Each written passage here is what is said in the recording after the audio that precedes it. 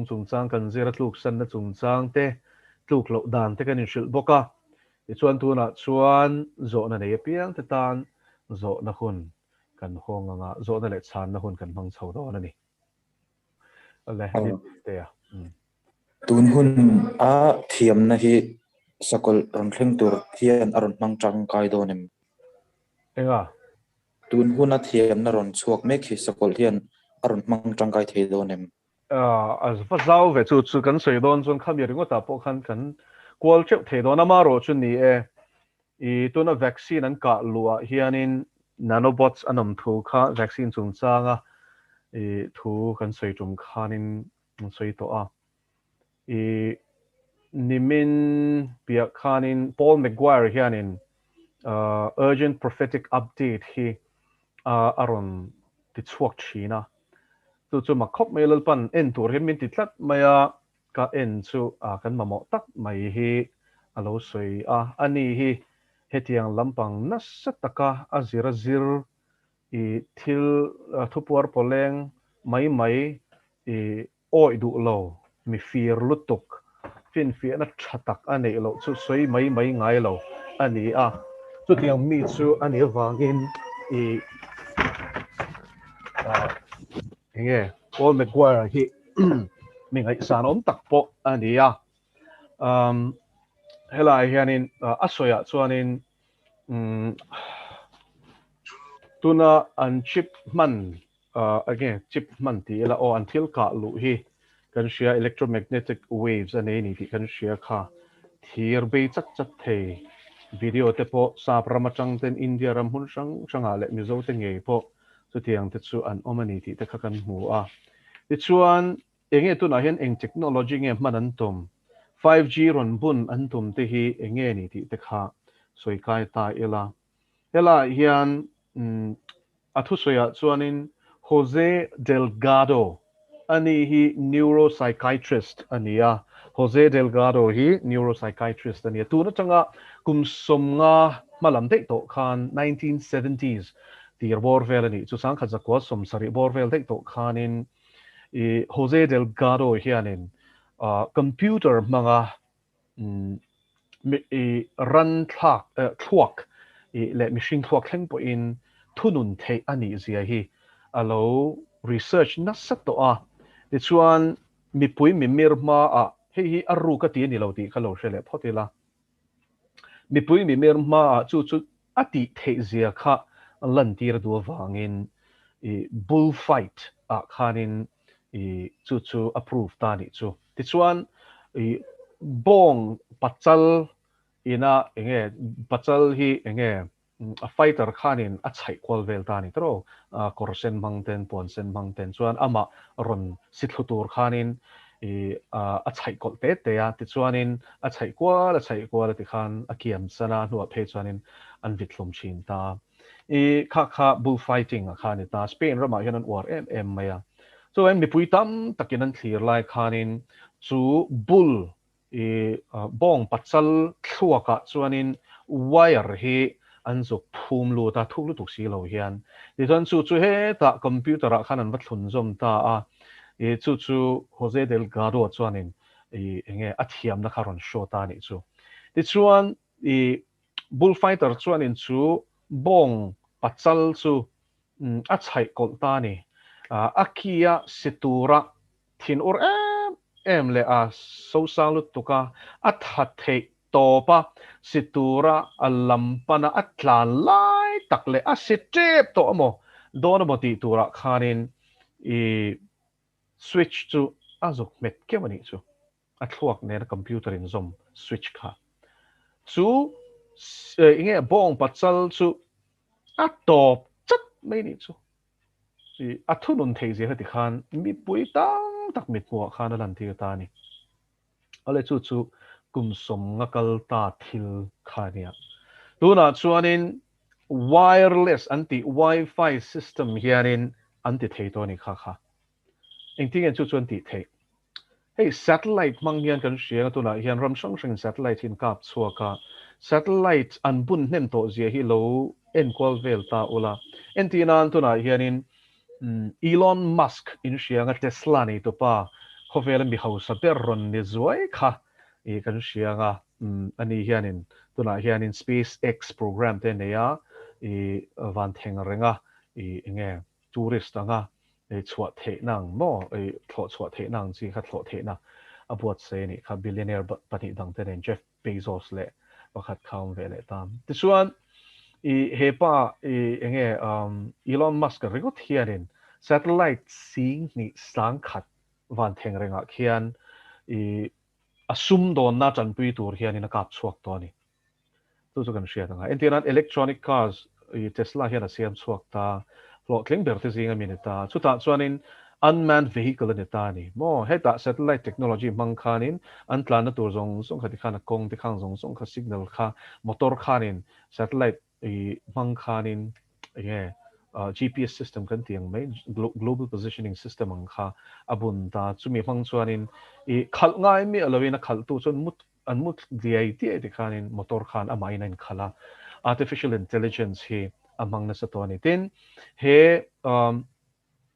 Elon Musk เฮียนิน Neuralink เฮตัวไหนเดี๋ยวขานบัง Neural จู่ทวกลำบังนี่ตา Link จู่ทวกเล็กคอมพิวเตอร์ทุนซอมด้านี่ส่วนมี Neuralink ก็ส่วนนี้chip ออกมาส่วนมี chip ส่วน wire ตั้มตะกันนี่ตาส่วนมี wire ส่วนมีชิงทั่วก็ area ช่างขันอันสุขทุนซอมตาที่ส่วนนี้ส่วนมี chip มังส่วนนี้เงี้ยคอมพิวเตอร์เองไม่พอค่ะอินเทอร์เน็ตพออาหารทุนซอมเทนี่จู่เอ็นที่นั้นตัวน่ะขามีขานินจงทาร์อธิยมไงมีเรา example German จงฮาร์สลุตุกซีร์ฮาร์ลุตุกค่ะเราเทียมดูตาเสละมโมตาเสละข้ามีชิปมังคันทั่วค่ะขานิน German จงเทียมนะคะดาวน์โหลดตบเทนี่จู่ instantly อย่างค่ะเฮ้โปรแกรมกันดาวน์โหลดอันเสียเฮียนจุดที่ยังจีจุดตัวน่ะเฮียนี่นะเสียมชวกตัวอันนี้โดนอันนี้เราวกเอ็นชินะเอ็นชินนะผมหานี่ข้านันตาหลังโหลดถึงเวียว่าชิปอันภูมิโตนั่นเตอันภูมินวลลากชัวเลยนะวกเตดินอันภูมิไลเมกอัตหัวกับ brain wave ส่ง call มัง frequency เรามันส่งอัตค่ะอันนึงเราเวกันนี่อะไรตัวไหนเฮียนี่เฮ syringe มังมิชิงตักสันกะลุมังเฮียนเองที่อันตุมจุดเชียงอังโอPaul McGuire นะอสวยดาระส่วนดินเฮฮิทุรินทลากันเนี่ยฉันจู example ดังตั้มตักสวยตัวเราออกมารัลขัดอัจฉินขัดยังชิปขมีมิชิงตักสันกะลุโตส่วนอันดูขันนักกลซงไปนั่นเจ็ดที่เทนี่เอ็นตีนันมีดังติดลุมตัวเต็นอันมาเนี่ยอันตักษาคัน control เทลัดฮอลลีวูดมูวีอันเสียมสดเช่นขตายันสุดยังสุนผุตองเตโรเบียกินักขันข้ามี frequency ขัน on ตาin contour เขาสิค่ะอันนี้สามตาเจียมไม่อันนี้สามตาจวนนี้อันจริงๆประคัดปกขันที่ขันนี้นัดติดลุมลงว่ามาปกขันทุนนเทแล้ววันนี้มอสุดยังส่วนนี้นัสตะกินที่เทนดานะคะส่วนมีmicrowave level เงี้ยเทคโนโลยีมังส่วนนี้เละชิปตักสันสุนตุนโตส่วนนี้อันทุนนเทนี่จู่ทีนเอ็นที่นั้นมิชิงคัสปายอย่างนี้เอ็นทัดตัวงี้มังดูตาเสละอัตักษาชิปันภูมิโตส่วนอติสัจจกนะคะอันโสทอสักเท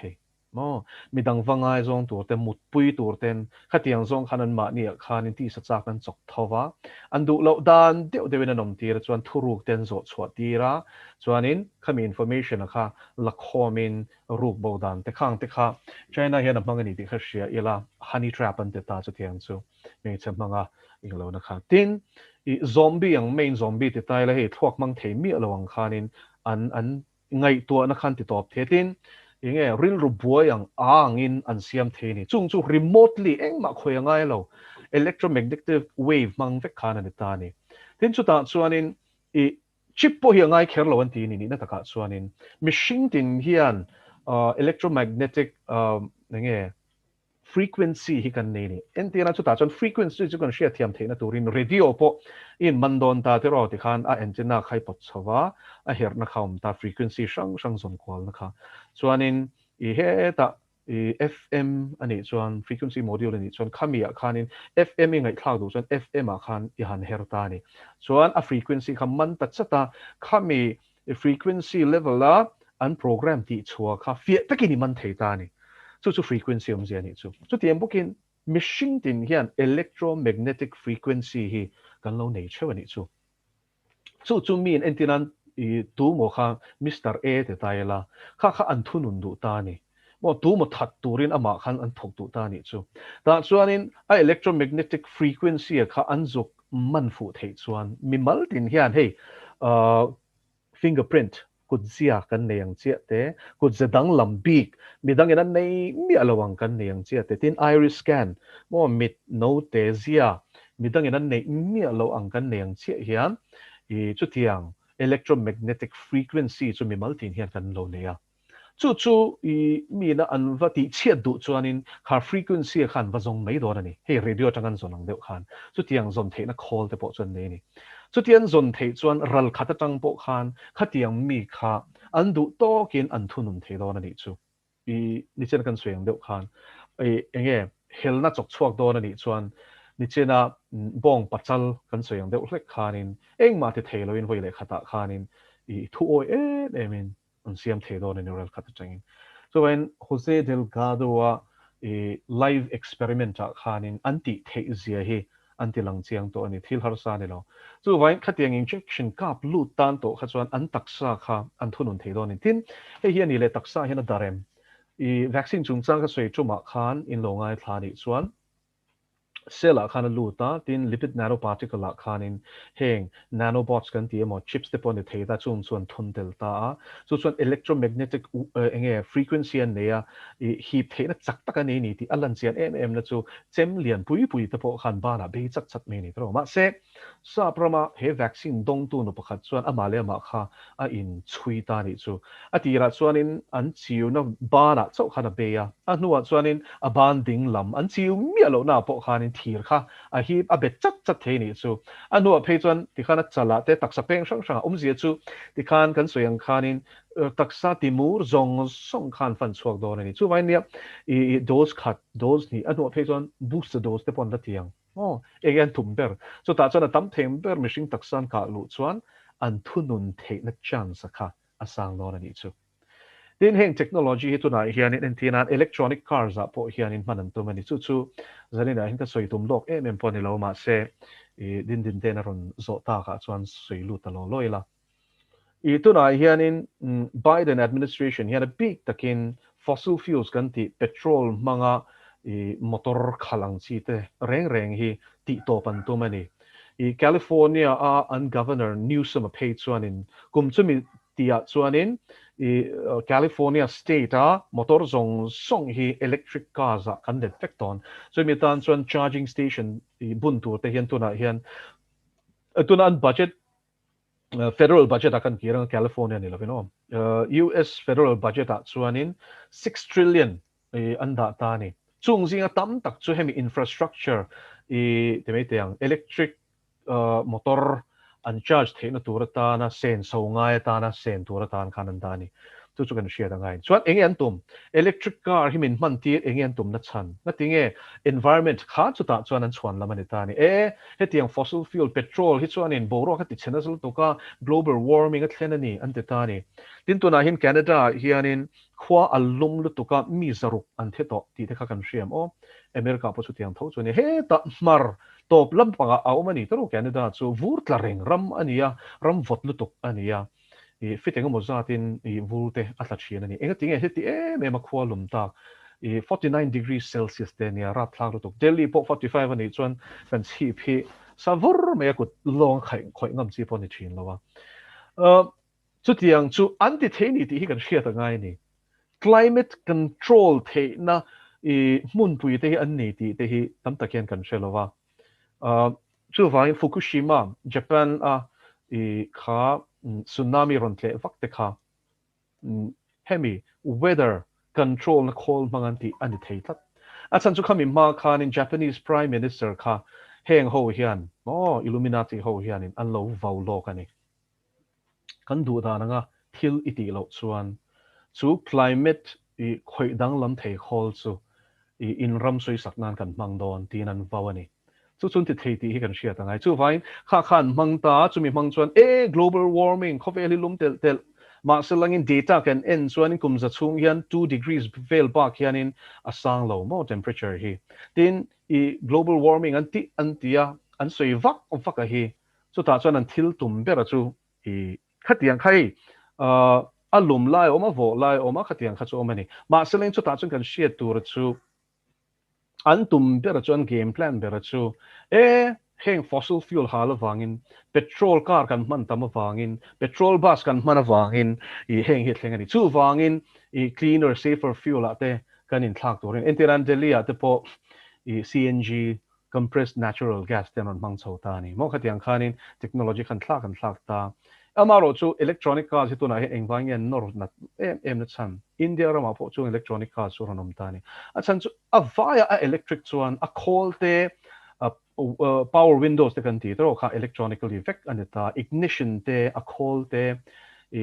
windows te a kongkhar central locking system ten on introduced ta heng zong si zoi zoi non ti chota ni a chan chu min tu na hian tina sakol ro re na lo thleng ta sela tlan chiat tum po ni sela chung electronic cars chu ral khat remotely uncontrolled thei vek ton ani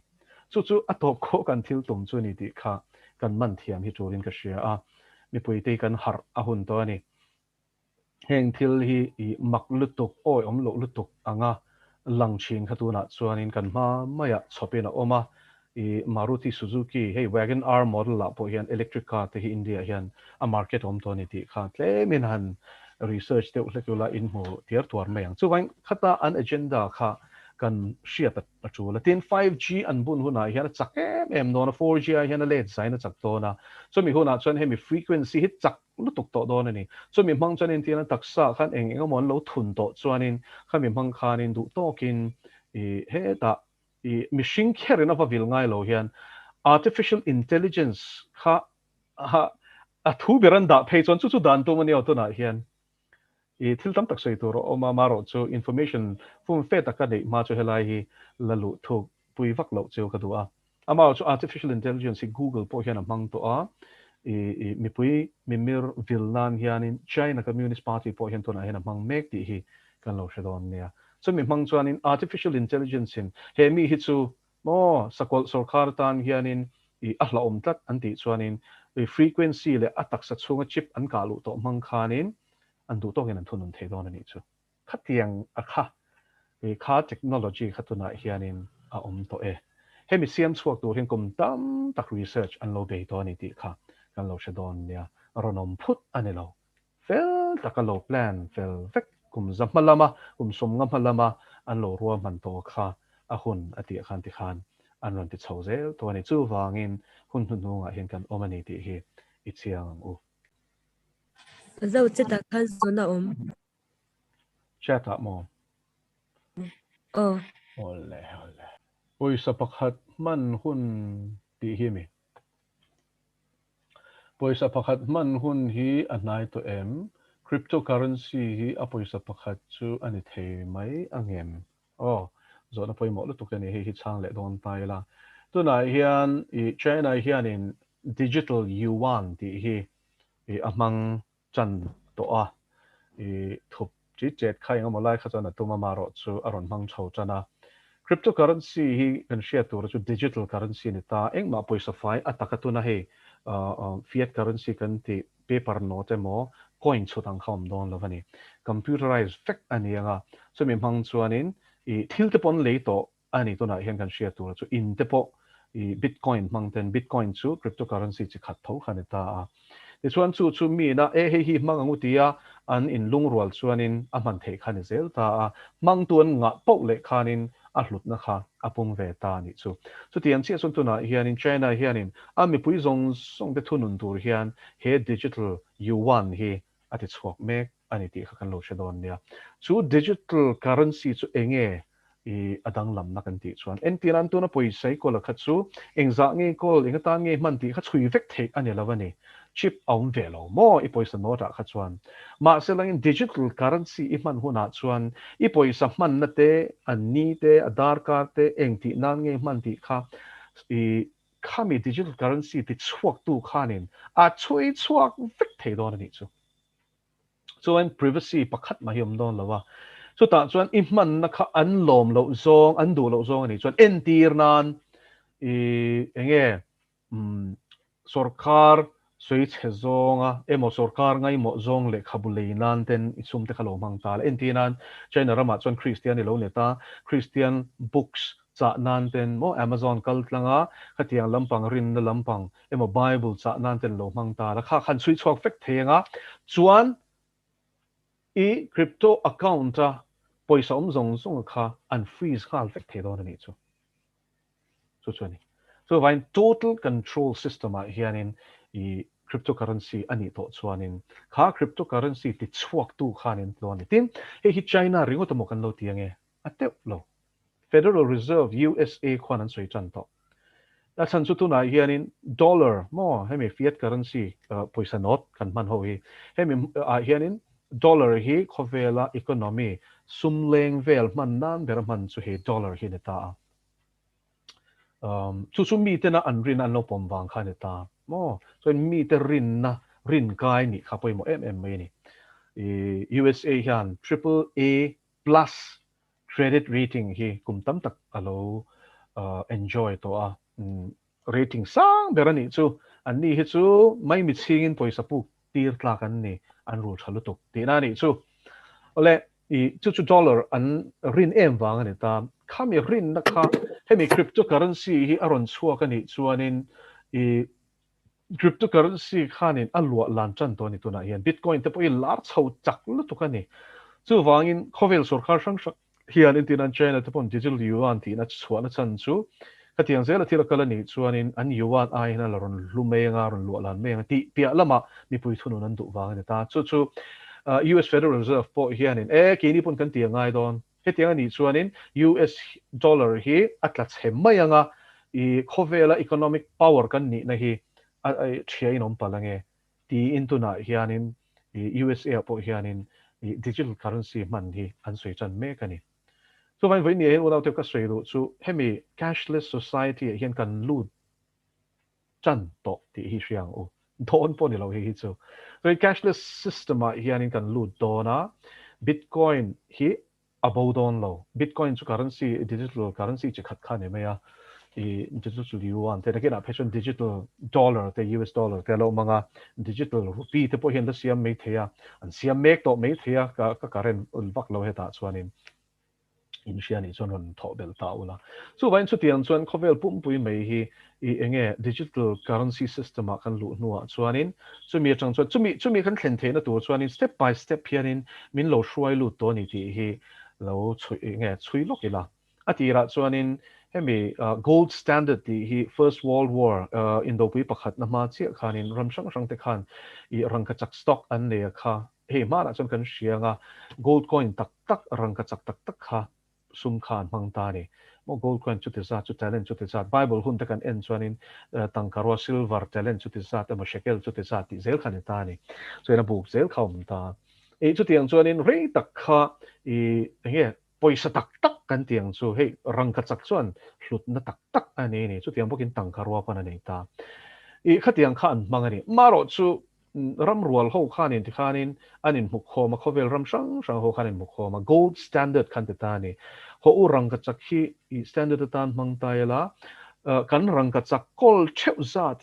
hu poisa no thi I chu mai teng u rang ka chak hetia I enge tui pui I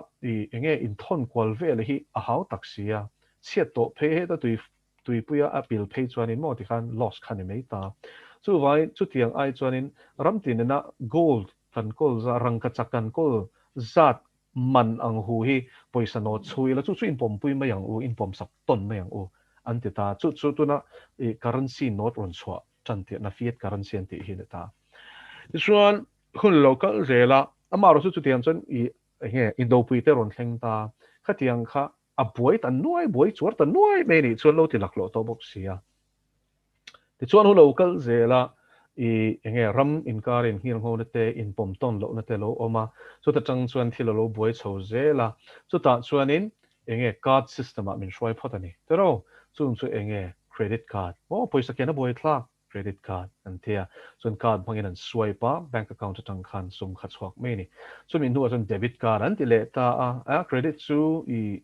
enge rule tur tam mai chu wen debit card eng ma rule tur mo khatiang interest kham ta lowa an mang ta pop an sum man tu zat kha chon chu mi nuwa chuan in kan debit card a te chip ten ron phu ma te ro SBI khan tun nai khan in sianga ke pon ka donga e debit card thar ka neya ala chul lo re re la pan thei lu tok ma se hey I debit card thar kan ron thon se ti in notification ka dong rengo tani chu ka cha top si lo nga nge mo mi ron thon ri ngot le ka tia ma se an pu te lam hian tu na yan bank te po hin na sa ta kan an nor to ti hi sia tu ni mo chu having covid ti vel ma te tho kha ta chuan a thar mi ron thon le I kan nei la tha em chu kan khai khin ta enge dang lam na ka ta min thon thara chuan in chip an phum ta ni chu eng ki mai transaction an chui the na turin kha they can step by step in more I cash atangin card system a min shoi lu ta card a khan chip an da le ta to na phe chon bitcoin ania digital currency mo a direct to ni chu ti chuan nakina chuan in I an mark an chin chian a nei lo chu eng ma an lian shal thelo na tur system a hian tu na hian min shoi lu chan mek ti hi I chiang ang kan harangai to hi don ani lo Bitcoin system te mo mu tu poisa pakhat mom le ne meng Bitcoin ti te hi digital yuna yuan po chu tian tho chu ni ta digits khan me ya I account chu te za chu om mo ti khan me ta a chu wangin khatiang ani wang khanin I pathian ina athua min shel thu pon bung som pathum kan sia chuanin I chu chin chia tel lo chuan eng ma an le mo an shal thelo na turin I enge chu chin chia na la lo te chuan an la an le an shal thelo na turin ti lui nain mo sakol ma sa jok lim siam chu che vai bu ka lo ngai to anga chuan a chin chia na kha kuding lama mo chala la ka ngai to do ni khami a kha ati the na tur tan chuan a system kha bun ve phota ngai so en tuna hemi Aadhaar card system kan ti te then vaccine kan ti te 5G kan ti te Bitcoin kan ti te hi thil sang sang ani lo kha system kha peng sang mi pui te min thunun na vek ani ti hi mu thia mang o motor thleng pon kan ti to kha mo electric cars thlengin tin satellite an bun cheu to engkim hi electromagnetic waves an control ral khata chang po remote an control vek the na turin machine chau ni lo motor thleng pon control the nan hianin AI ten bun to a self driving cars te hi ramchang ka nga chon an mang to machine in an khal mang lo ti khan AI in a khal saka computer thuak ne na khal to ni chu atiang te khania chu mei pon lo in phone call te po computer thuak ne na manga Google CEO khan khang te a demonstrate live khan enem o kha phe kha chu weak AI an lati ni chu AI artificial intelligence computer thuak ne chaklo ala ni ma strong AI phe chu khai khanin allet engam za tin ala chak jok ton ani chu van khang kha heng song thilin bun chho me ka hi one world enge one currency mo na kena phedan poisa not omlo one world government chin one world religious system te tin chu ta tak chon mi tam tak chon zo na nei ta a mishing hi tinge kan in thunun thei ve kang mo kan du wang ani don lo hei hi mo du wang ani lo tu na po hian vaccine lak mo entiran US a po an sipai kan an lak lo chuan enge ani ta ni mandatory vaccine lak ngai a that lo zia hian shevela to ka khunga chuanin an har ton ni chuan chu wangin lak ai chuanin sipai reng kan bang meyang ten ti to ni chu voina chanchin thar ka hriat ania chu tiang chuan tuna hian an nor na khop meya 70% or 85% of the population hi chu he vaccine a chiu an du na chana chu ni kan hriat hian population tam thiang ber kha control the an du ni ti kha kan man chian angai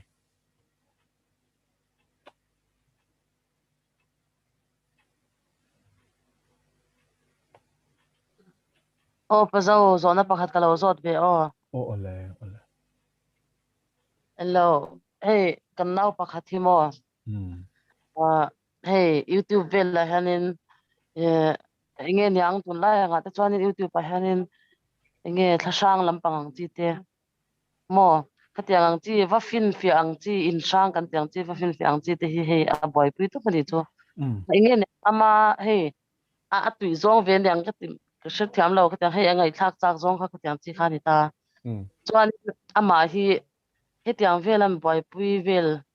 bok nen thin hianin hei mai mizial hianin ati boyna sa thin tu ni chu khatiang velanga khan chuan ke ma hianin ilo thla sang lampang te ngai to ngai thla la ถ้าเราสวดแต่พอที่กองไหนเวทีเนี่ยที่ก็ติดชินมัวจวนจูบากาจวนอีไม่มีเจลแต่พอที่เองเราอ่าเองเราถ้าช่างแต่พอที่อินโรลเวทีไม่ทีนี่ทีเวลที่ข้างก็ชิลตามาเสียก็มาเห็นนี่ให้ก็ชิดยังจวนเราเนี่ยจู่ให้ยังไม่มีเจลกันยังจีอ่างที่เห็นถ้าเราสวดกันยังที่อันอินโรลเวทีนที่ก็เราจดไปหมอครบไหมมีเทียมที่จนไม่มีเสียที่ตักสักโลฟางแต่อันติดตาวิตามินเต็นหันโซเลยไม่เสียละอันเสียนะโซนซูอันเสียนะโซนอันนี้ไม่มาเสลังอินถ้าเราละมาเฮียนกันเชียตัวซูไม่มีเสียละเฮียนไม่มีเสียที่ถ้าเราสัวเลยนะมิชิงอเบนานี่ถ้าเราอินโดนะฮีงุนตะกินโลงไงท่าอุละชงทุมินอัดแข็งเทนี่ level area ช่างมอ level ช่างอัดแข็งเทนี่ประคัดนั่นซู conscious level ฮาร์ฟีมาอินโดนะเอ็นที่รันไงตัวน่ะดิกลาวรอนลูดโอ้เอริโรไงตัวน่ะดิกลาวรอนลูดทินอุรนารอนเทงขวดนารอนเทงหุรนารอนเทงโอ้อีดซีกนารอนเทงนังมากก็ชัวจังแต่ปนในเทปอนแล้วมาจังปนในเทียค่ะขัดยังช่างขันเนี่ยแต่จู่ๆมาเซอีเชียเนี่ยเทงเมกตีเชียอีดูเลยดูเราเขาจะทุดังนี้เสียละดอทเลยส่วนมุมังรำอันนี้ตานี่มุมังรำเฮียนเฮ้รำหวยหมูเตเองก็มันนะเนี่ยเชียเตตินฮาร์เดวซีฮาร์ชวกเทซีเราไม่มีเสียกันเตียงเตเองก็มันรับเป็ดตัดตัดตัวที่ใช้ตัวเหล่าน้ำเตข้างแต่ขันนี่แหละตาตินข้าเราเขาเวลเชียดเราunconscious level ละค่ะเอาเลยแต่จู่ๆมิชิงทั่วกระจังเชียดเทเราถ้าเราเที่ยงเล่นมันมีเชียดตีเราจวนนินสุดที่ยังอินโดนะจู่อมันนี่ที่ปอเชียดเทเราหมู่เทเราถ้าเราเขาเวลขันนี่ตาจู่ส่งจู่เมลเชียดถ้าเราอินโดนะฮาร์ฟิมตัวจวนนินกันบวนที่สาริที่เส้นนี่เราที่กันเชียดพอตั้งไงปะเทียนทุยนะสวยหิมอังเงี้ยหลังนั้นหลักตัวนี้ลัลนัดทุนเนี่ยนัดเหตุที่จู่รู้เรื่องตัวเลยวันมุนถ้าเราสวลหัวเตติเฮียนจุนนี่ตักกันหมู่เทเราอวังเฮียนินตั้มตักส่วนเบงไงนะพูดกันเชลวันนี้ว่าหมู่เทแค่ระคัดจูลเบรกตินั่นนี่ละว่าแล้วปนหมู่ที่เซนิส่วนชารำหวยหมู่เทแรงโปะค่ะริลวติบอยเวทเททัวอันเมลเชียนริมเตปอเชียเทียจะช่างน้องเวนี่ส่วนข้าเราข้อเวลตักเสียให้ริงตัวที่เห็นกันเชียเชียนังไงกันบัวในที่ตักเสียกันเชียเชียนานส่วนนี้แล้วปันมินเต็มที่เชียนั่นนี่เฮ้มูลที่ดิ้งดีเตปอเฮวักเตโบวักเตอาจารย์สุเฮียนเองถ้าเราเข้าเวลเองก็หมดเส้นที่มิชิงนะกันหมู่เทโลกันเบ่งนะเชียเทโลฟรีควนซีเตฮีอันเชียเทียนที่นี่มิเทียนที่เห็นส่วนวางินเฮถ้าเราเข้าเวลที่กันเชียเชียยังไงเนี่ยที่อินเทอร์เน็ตเห็นรำไวฟิล์มเอ็นชีนิติขานินนัสสัตตะกินกงห้องเทห้องเทสัตย์เลี้ยพวกนี้เราว่านัสสัตตะกินห้องเทจู่ๆกันเอาเป็นไล่เงี้ยก็ต้นเชียกันเชียโลกังเจียวEvil Dead ที่ movie ที่กันนั่นนี่ไม่ชิงขัดที่ขานินรำหวยนั่นหลุดซิลเซลตาอันเชียนเขาขัดที่ขาน voice ด้วยอันหลุดซิลเซลในตัวปะข้าจนประคัดเสียเขาตาที่เวลขันตาข้ามีกันโซเขาจะไล่พวกขันท้าวเห็นเหมือนมันนินกับเชียกุมสริบอร์เวลโซที่กันเนี่ยกันลาวไม่ส่วนนินจุดที่ยังก็ยังโลไลจนซานะขันกันมุตานี่จู่ขัดที่ตัวแต่ก็มุทิลขานินจันไล่ก็ช่างหาร์โลละนี่จู่ตัวแต่ก็โนปันไล่จังมุชินพัทยาซาเห็นกันนี่ก็หาร์ง่ายบังแล้ววันนี้ซานะกับมูฮิตยันซีง่ายเห็นก็เมงเล่หินท็อปเซล่ะมาสักคำมิจานขัดจวนนินก็ช่างหาร์เสียงลุตตกกับบ้านฮิริซาโปนะเห็นก็กุฏิก็โลรถชัวกันนี่จู่มีละลูตัวริงอดพอจนก็ติดเชงมแล้ววันนี้มอเรานั่นน่ะแม่เราเห็นก็ทันฟิล์มเห็นเป็นบัวลินตัวเชียจุดติดขอบจนกับลาวนี่ส่วนข้ารำหวยนี่เสียงอันนี้จุดกันเชียทั้งไงทีนเหตุอย่างรำหวยฟิล์มเอ็นเฮียนสุลต่านกงหนเทียก็ชูงาปอันลูดเทจุดเชียตัวจุดวางข้านินมุนัดเตอเบยเทียไม่มีเสียงเตลมเทนี่สุดตักจนประคัดนาส่วนนินส่วนนี้ที่ผมพอดตัวดอทเลียสุลต่านกงขาดตัวซิมนานี่ดอทเลียส่วนแล้วอีส่วนที่เซนทิลดีเทน่าบอลไฟไงดำดีละไงแล้วปานเฮนะส่วนทุพากันจอยส่วนฟ้าไปส่วนคริสต์ที่เซนินกันขลุ่นจงส่งอีลปานที่สิลไฟเทีย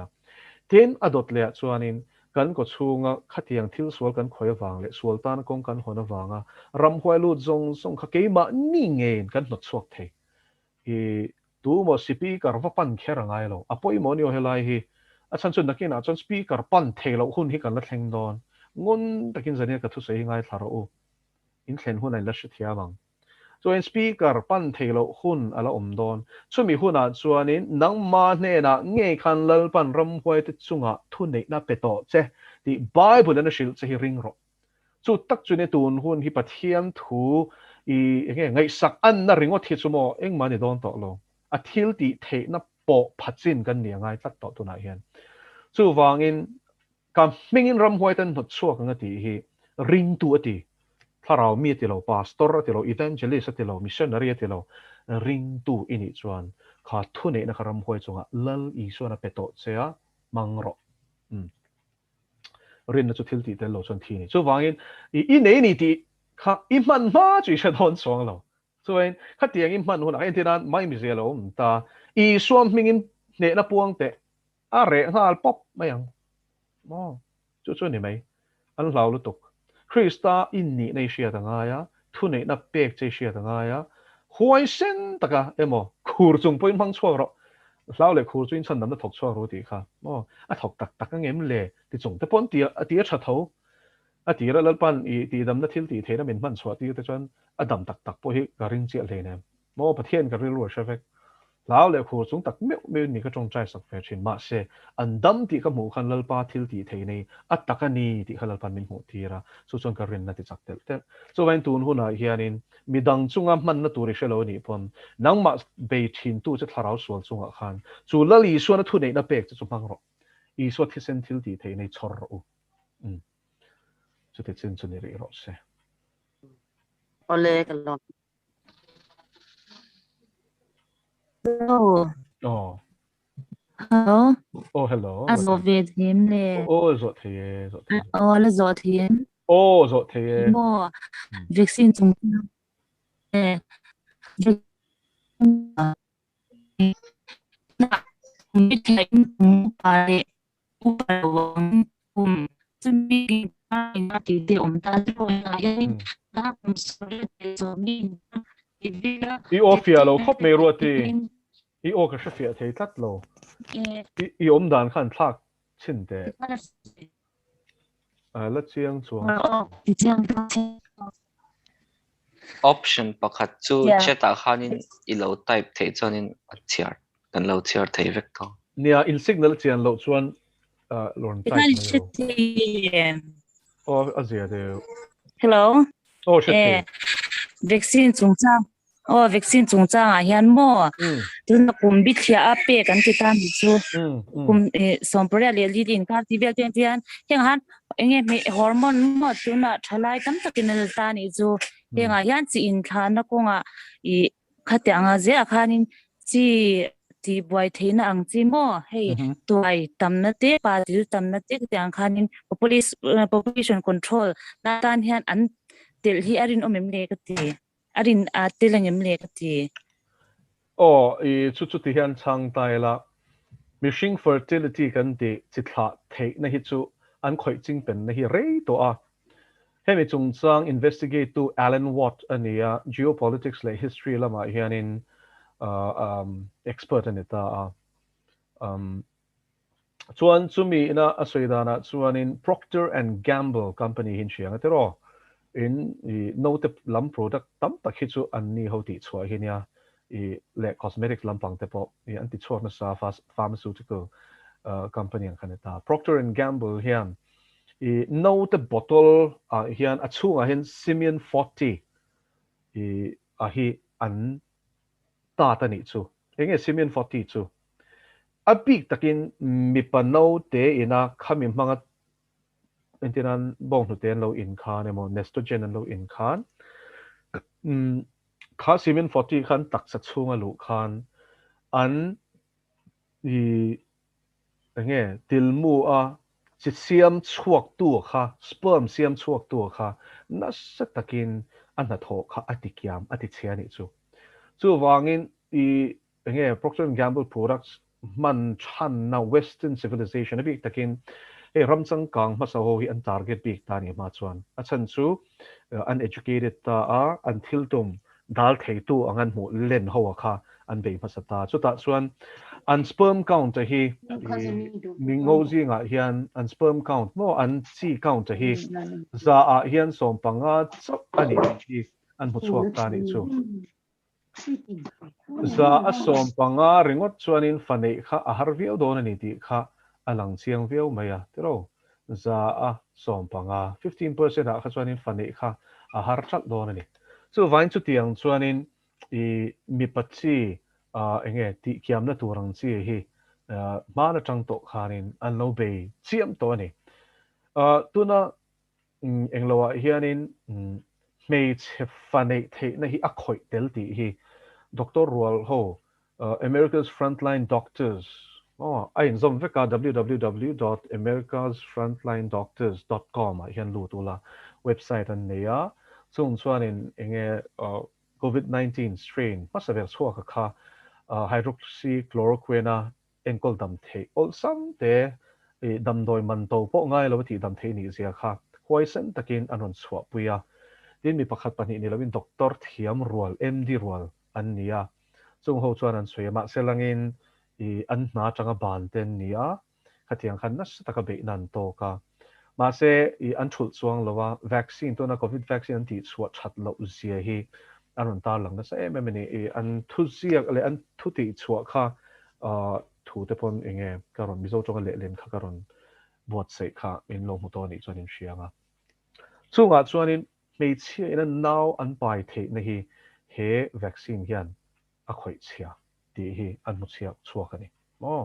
a khoi che the ti kan mu chuak ani tin VAERS statistics kind of end chuan VAERS you can share tur so USA sarkar body thon ta vaccine adverse effects reporting system ani ta ni so in ado piang a in report the ni so vaccine an lo ta an taksa har sat na thlen ani chuan a in report the ma se report kher angai lawa ti luina chom chuang lawa atuina in report the ne ta chu tianga in report zinga chon to covid vaccine la zinga hianin mei chia zaruk chuang zet chuan US ringot ani chu khovel ni lovin US ringot a khwanin mei chia zaruk chuang now pipeline an now an chiat chu wangin I now nei na lama har satna siam them thei te reng mai mo kha kha thilom the ni ma second sui ta kang khan vaccine chung cha thu ga suya khanin heng zong he vaccine thalo lu tuk tur thalo lu tuk na tak sa ti kholo the na zong hi lal I swap pingin an ha tho thalo zong hi a thia thei vek chu kan share ngai chu vain tu nai hianin he pathian thil ti thei nei ataka kan manangai to ole kalome ole ipole zona nei kan lo mem o pazo ko lo zot o oh no o I heta Deuteronomy bung kwa o bung riat bung nga chang riat changa chang kwa chang som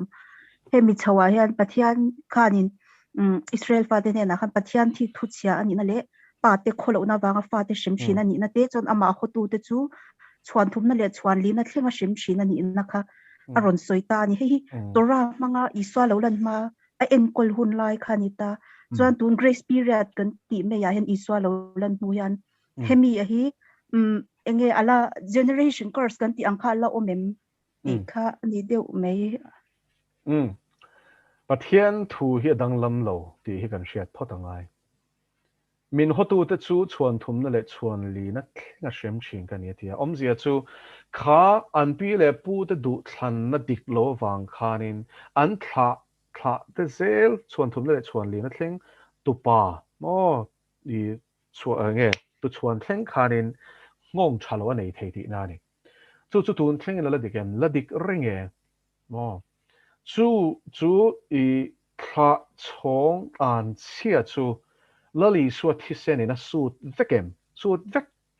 ma se chu a suit thea suit a ngai ni ti kha hriat a ngai ve thung chu tak chone hose bungli chang ro poi mo em na chu kami te chuan hriat nan tlak sapa wangin ti bo ra le nom he ta thla tu te changin an chi om the ni ti khatam tak chuan an shelo cho mi vang chuan in an ti sual vang po ni lovin thla tu te chang intinan thla tu te zinga khanin uire sing lo omta sela uire na tharau khan an thla te zela mun khwar theina nei tlat chu ni kan pi le pu te po in lo sik chin mo thla tu te chang hen engang mi nge ni engwang in lo sik a chan chu alo dik tu cho ka ni an thla te zela khan khatiang lam kut ken nei an ni chuan kut ken nei chung kwan ni chuan khatiang khan om du ti hen ta a phe na tharau sual ta na kong hon na kha chu an chut phakher lo nga kan pi le pu te kha chuan ma se a biblical mai ni thla tu te sual na wang hianin thil in hong thla te zel thlenga ti buai the tharau sual ta na kong hon the na khaw mani ma se tu ta tak chon la li suwa chon chu su vek to a lal pa chu fakhenom sela an chia zong chu ma la diablo na tho zong chia to ma se chu thi sen thil ti the na chu rin na man chwa angai chu lai tak chu helai an che su chung chang ka soi chian du chu ni an chia kha chu pathian thuina soi ta kin chuan thum na chuan li na thlengena kala mo pathian za nge na van khami pia lama chuan lalpan ati top te poni ang ma selangin I chu lali so krista ring tu kan ni chuan kappa kholo na he ta pathian ngai sak lova I alo om bor na wanga keima an chia on lo om themo ka pu chang dai to mi pat ni chiat na mo an lo cha suala ni chuan khami an chi om the kha ka shia ni chuan kha lali so thi sen thil ti the nen keima ngong chalo nei lo na tu le sual ta na kong hon nom thei lo nan I swaming ka su thei vek ti na ni chu su to chuan kan thla le zela kha chuanin akal to lo keima ni a khana top thei chu kan shia ta ngai so in lali so thi sen thil ti the nei mo heng zong sut na tur ta nian poi mo ber ti hi kan shia ta ngai a fia mo no o afia lutu kalom lutu ke engor o kan zo bel le lo entirnan an thla tu ti akan pathian mi entirnan zol nei ang chi te khalo omta si an thla te a khanin akal chong theyem kha kan han soi ta sa I pathian mi man tak po an thla te zela khan ron om sela chung chu an pi le pu te changa kholo na awanga sultan kong in hong khan ala ti boy thei khop mai chu zo kan zo te la ko ole I khami sual I tha tikal choze la tanga ni manro alo man theina ani chuan ani le ama ma ni nge in kha su tur ti na nge ti kha kan zo te ma ni nge na suit kha chu a thaber an chan chu ke ma ni a khan effect khan nei theita I chu wangin a suit tu tur kha ring tu ni photangai chu ta chuan kal lok tai la lali ka sual te ka sima lali so krista ring tu ka ni to chuanin kha suala kha ke ma nge khan ka su the ni chu ida ke na min ti sa khe chu ma ni nge chuan su theita entirnan chu heta I chung kwa a entirnan mo kha an nu puite mo an pasal te mo pon lo shalo ta ang se entirnan a pasal khan lo sheta se anu pui khanin lo sheta lo se la a pasal khan a sut sak theyengem ale nia kala kha chuanin a in sut sak theyem ti lai hi chuanin poimo lutuk lai chu ka soi du chu I a ring tu kha chuanin thu nei na ane ni ma se mi nun chunga chuan lali sual le chandam tu an pom tlat lo chuan an ma ni kha khami thu khan an har tlat lo chuanin I kan vati sak ngot thelo chu tiang ni selang chuan arin pokanin rin kep mayang chu tero I thaneng mai lo alwa ta wang khan a thei tlat lo khalai kha chu wangin an thin lung ane ma I pathian thutak an oi thei na turin khongai na kan dil sak thei chuta an har chuaka alo ni mo an ti ve a chuta chuanin ati dan tu chu kan in zil ti thei ni chu in ti saka kha chu thei lo bazo kami thauka kalo zo chun zom lenga mo entirnan nu le pa te pi le pu te a hian enge zungol ve chung ko tang ron piang lo ni taila kha tha tu te ni chuan enge pathian ngai sak lo te an ni don ta kha ke ma ni tang bul kan lo tran ve theng em ke ma ria train a thazong in bul kan tran theng emi ti na mi ole o nia chu tak chu nia ni china nu nei zo na ka soi tum tak ka chu lali suwa chuan chung ko big chung ko bill emo chi bill ni to lovin mihring zong song te chung changa an che su chung changa pathian ruam han na kan na na hi lo zir chiang to kang o rombunga chang som pani chuan mi pakhata wangin sual khovela lu ta te kan hravek chu mi pakhat chu tunge adama le evi masa chuan adama chuan I chu sual la tur chuan mi zong song a fan chuak to ati ni chu ven he I kha pathian in adama ne na I ni la le ni thinge tura ni ti an chia hi ania mi hring zong zong chunga oma chu chu an chebul berani pathian an chia nia chu pathian an chia chu I adama thla zong song te chunga hin kan du lo ma a vek pathian thu ni thla talom chu tak chu kan ria tangai chu an chia chu pathian ka tanga chuak khan nia a activate tu tinung tu chu adama thu oi lo na le sual na khani ti chuan chu su turin pathian in a faparon ti ta ni chu tiam bokin mi pakhat sual awanga khovel zong zong an chedong aniangin mi pakhat thu oi na wangin a ringa piang te chuan pathian channam na kan chang do ni chu la li suani chu vai adama bo chiat na wanga mi zong zong chu an chedong kan niang chia khan I suwa thu oi na le in pum pek na wangin I suwa ringa piang te chu an chelaka chuan kan filim thei a hong zong song ne a filim vek them thei chu lom sual hi sim thei ani na chan chu sual bul he ta changa ronin chan to kha I suwa a to vek chu ta chuan ne I suwa a to ke ma ne top tur chuan I suwa kan in pum pe ka ngai na than chan taka chu ti khan kan ru thia mem enga ti in pum pe khia ngai lalpana za ve na chandam theile nem che kong te sual ta nei hon chuanin I an chia tan khan kong I hong tho tho sual an chia thi na kal kop vek pathian thu oi mal som na le I enge nun na hi kal kop pok chu wangin chung chu I chopol thei mi ala pan ta so la li suan ne kan in pum pek chuanin an chia engang po kan thla tu te wangin adama tang to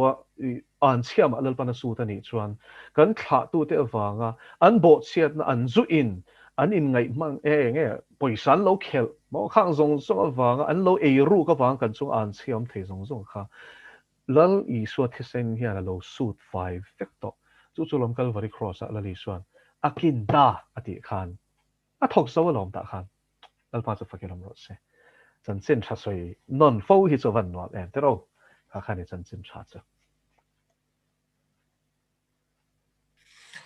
puzo ya kan ron neng lo du chu khami chungchang khami generation cars ti lampang khazu thu khat lo ni ta se iron soi fia ta kan pathian thu apumin om su mi na the piang chu mi ngai chu seng do na ni ti te kan muta ya ta tha tu te lama tang ni lo ma ni ya kan nun lui kal to mi tam takin lu ti sual kha kan nei thei ta ni chu chula li su krista sima in chira a eng lo hian mi akir hianin kha thil ti sual khan ama kha aron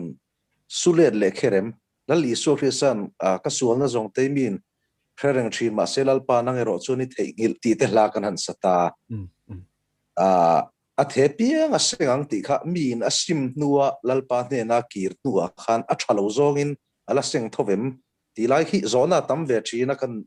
set chak de lek poimo khop mai chu zo na chu ka chang re de mai the hi chu dar song thleng zo na le chan na hun hi kan mang do na hi zo na top na po ne mai the ka shelo le lalpa thu ni se la ka chan dana zer te po niang chu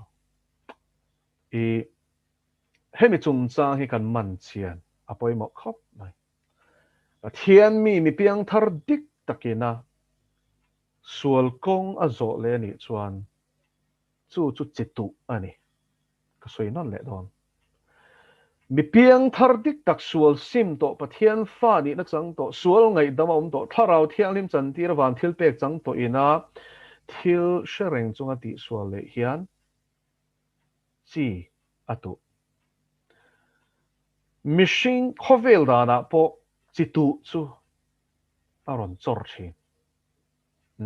ra a chhuwa nge nge yang hian tomato chi ka tu chuan ka huana tomato aron chawang an cham chau tur ka du ni chuan an cham chi ka tu thi nang hian mi piang thar ina ra tha seng kan du ani chuan kan tharau lama hian pathian thutak thu oi na hi kan tu ngai thu oi lo na le sual ti salam chak na lama kan tu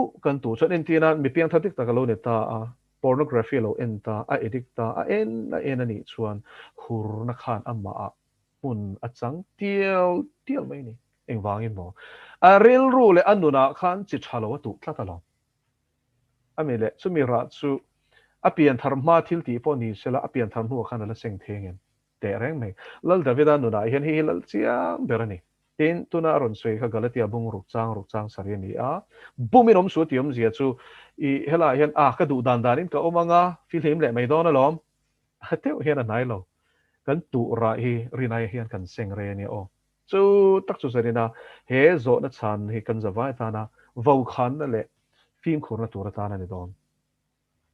lal davida kha pathian ni na ka thin lungang pumi ani ati om chuna ni bible a hian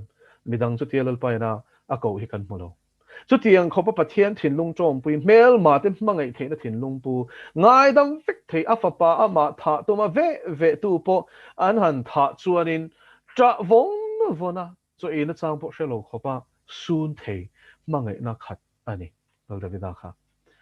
ma se khat chung khan akal lo aum lo na tura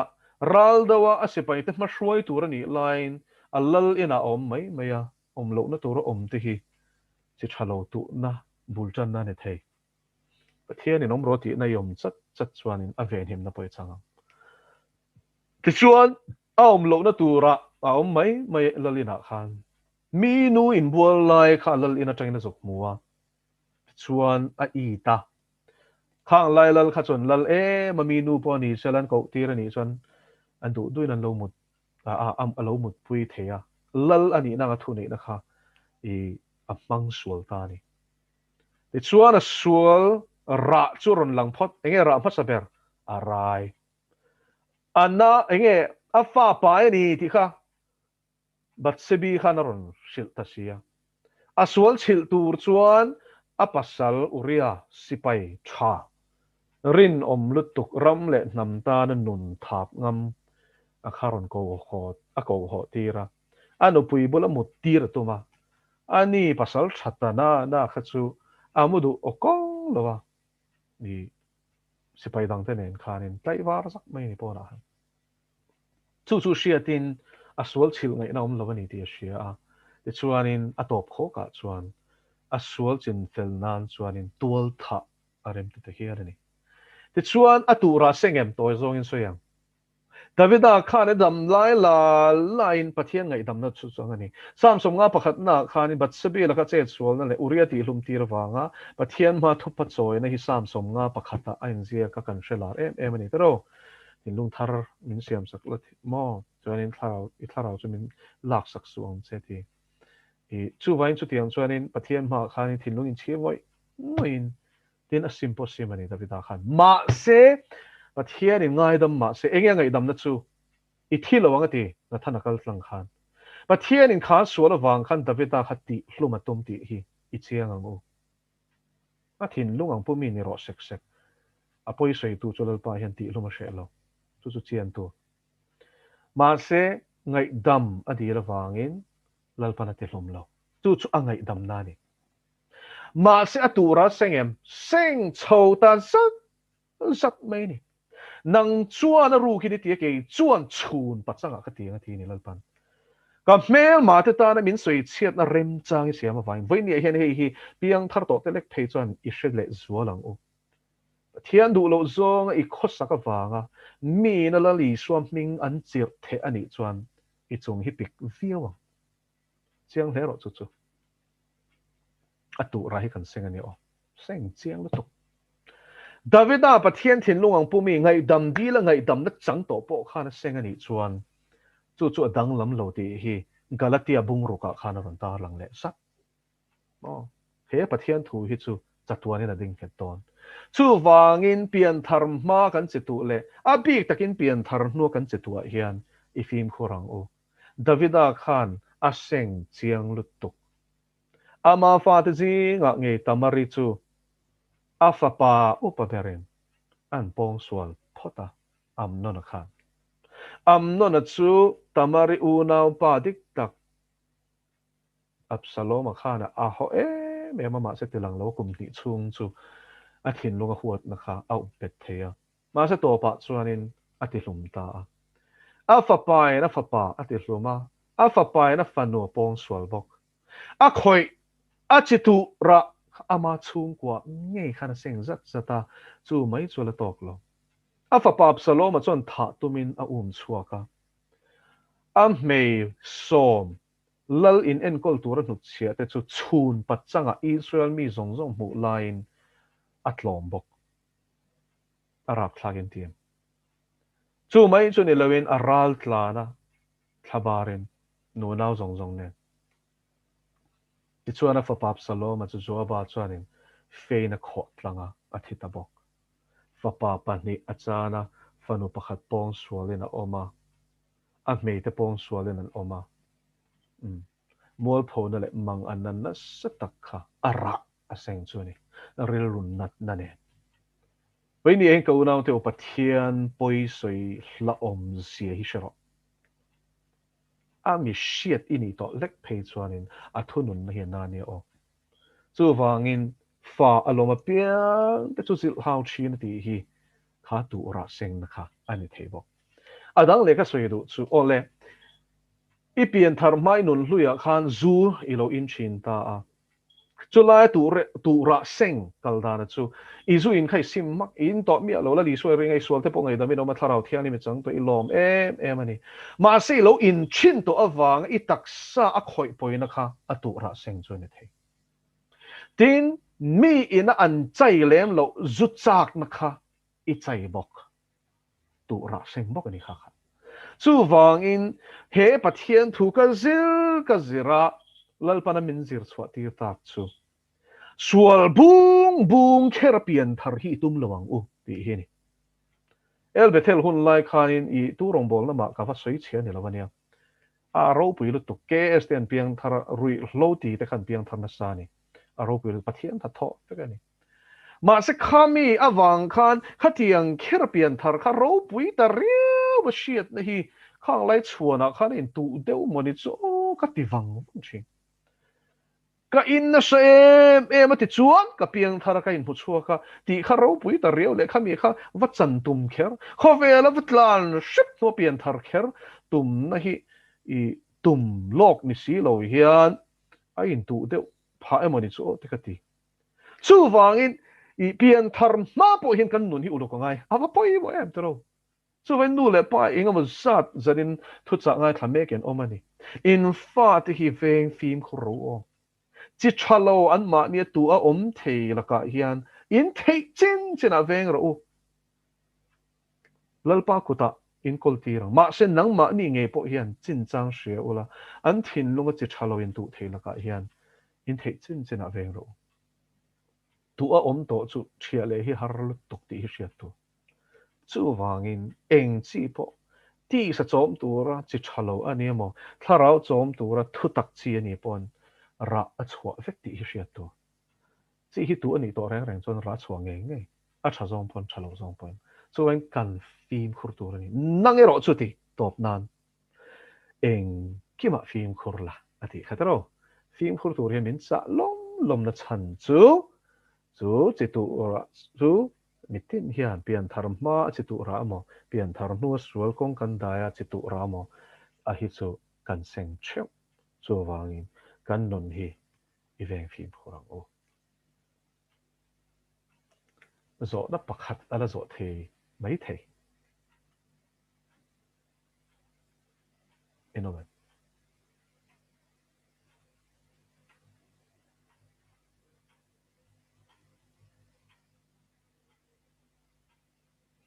ole kanom to lo ni chuan ti khan zanina lo ozo zo eh kan tinan zona anga khanin chiang lo de hlek pakhat chu nia swalama khanin an lo hei nge chi tura kan sengta kan tatin an zone na pakhat khanin hei tuna zol nei ang te le pathian thu a kal te tha te po khan a te po khanin khatyang ra kha an sengwe zel thawem an tha ten ti kha han chiang deuh hlekin soi them kalama ole chu ta chuan nie thla tu te tang to a engemani hei mi pat mi chiat na lam ai ma in zirtir na dik lo chi thalo hi i apoi lu to ka ni chu chuan in thla kal zela po khan pathian thu lak dan her tlat te aum ve thei tlat mai ni chu i kha bum na thlarau ina thla chong zela a hruai bo the na chan sakha an thla te khana sang chu kan hriat angai chu wang tak chuan ne pathian thu hi dik taka la khe poi mo lutuk zirti na dik lo hian tian an pa berin pom ta sela chung kwa soya a tui pui ber ani boxi chuan a fa te chi tu ni chu chu mi chi tu ra kal zela chuan an ni po kha pathian thun lak da na khan an piang sol thei tlat chu wangin ania pathian thu kan lak da ni kan fim khurang em chan chu ani mas tuna hei mi pathian ring de anita a hei zol nei angte kan nei ta ni ke ne chong khupa puchung khupa te angte po khan mo khami te thla te zela po khanin pathian thil ti theina hei a tha zong khanin an zinga khan chita tha kha khami an pu le pi le pu te that na kha an chuan zela khanin an lo seng ve thei thawem chi tha mo o chi tha lampang po seng the te reng mai chi tha hi a seng the lutuk ni a chia chok kha kan suya chi tu ra shim shima chuanin kan pi le pu te na pathian an chi na ra zel hi thla te a hian alang chu tak chunin bible a hian chu in zek te reng mai lal davida khanin no pangka ni tu na putar kalo ni ta pathian chi tu an thla te chokhon kala mongai lo athi ni chu chuan an thla te kal zela khan thlarau le ti samal som na po a keng tel zel ni ti hi chiang takin te lang te reng mai tu na pathian i chi na khabi takin thalai te u tu na pathian i chi na kopuya te han film ko ro pathian chi mi tak tak aniam i fin na point hat su ta chi mi ang de walang khat thin lung enge angang tak tak nge kan riat sak tak tak lo chuan pathian an chi tak tak em ti te hi film ko rongai pathian ko ta kol ti ri hin bera chu tiang chuanin chung kwa Christian chung ko din na ko ngai hian kan film ko rongai chu ta zel chuanin pathian du da nga chung kwa kan din chuanin chi tha pathian ngai sak chi lal pa na zong reng along chu wain pat a thei mai pon ni lovin khatiang nga khovel kha lo khaturin lal pa min du zo adam le evit pong tinge ti la chon mal som a chan chu pathian an pui siam an nia khatiang pathian ril ru pumi ril ru thiang lim lutuk a an pui dik tak te na khovel an lo kha pathian du zong khatir changin ani lo chu lali suan sara hianin I atran le thei chu lom nung cha te thlingin khatiang chi tha ho en kol na hnuaya hianin thil siam te po hian oman cha lutuk ti te rombung ria ta kan zel kha chu wangin pathian kan chi na kha kan fa te thleng khan ti khan kan zir ti rano pang te an ni changan kal nom kong kan zir ti chuan an ma ni an thin lunga pathian chi na te si tha kan tu zel chuan ara hi thla sang khat thlengin chuan sang khat thleng kan seng thei Hezekiah khan apu ashi enge te me te mu mia lo pathian chi na ra kha aseng ta ka chia lo davida wangena ti tla sen Hezekiah chung sa khan kum za tam tak ral nu ron piang ve chaw ni Hezekiah kha chu